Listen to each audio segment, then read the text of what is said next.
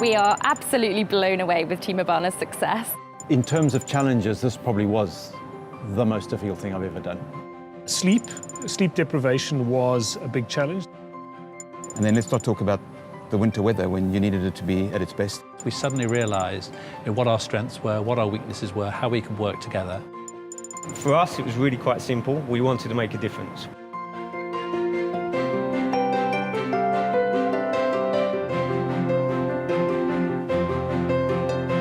We all work in a sector that takes us to emerging markets. We get off of planes, we come home back to our world, and we realise there's a very different world out there to the one we live in.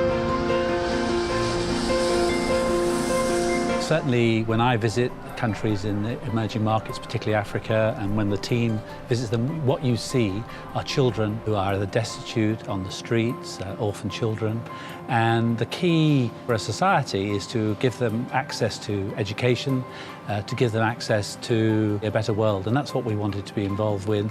That's what we wanted to help and raise money for.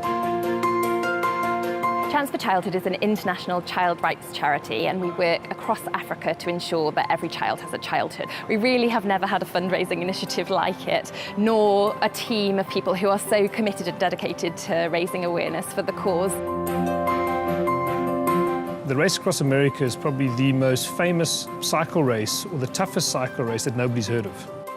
When you talk about the challenge, and people always sort of focus on the 7 days, and when people ask me now how were the 7 days, I always say to them it's a bit of a blur. You're only starting to appreciate it now. The first day is literally a physical challenge, and your body's fighting this physical ability to actually do it, and you realise by day 2 it's actually not physical, it's a mental challenge. Day 1, it was about getting used to the heat. Altitude, we were up at 12,000 feet on the Rockies.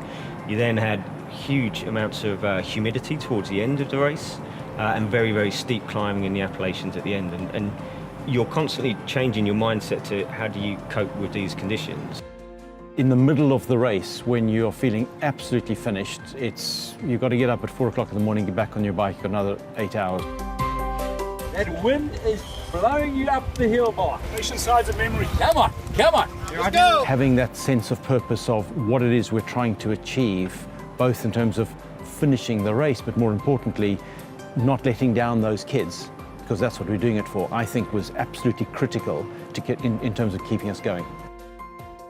I think through the charity, I hope that we leave a legacy of one with cycling in the forefront, but predominantly in projects that are sustainable and that, one day can just continue on their own. We were 13 crew and 4 riders, and being together for those 7, 8 concentrated days has really brought a team together. That's why Team Abana will continue, because the enthusiasm is not just of the riders, but it's the crew as well. And that's why I think we can continue to achieve more success for Chance for Childhood going forward. We've all built a bond that we'll never forget, and the race is something we'll never forget. We certainly will meet up at least once a year and relive the race and look at the photos and remember what we did, and all very proud of what we did, both crew and riders collectively.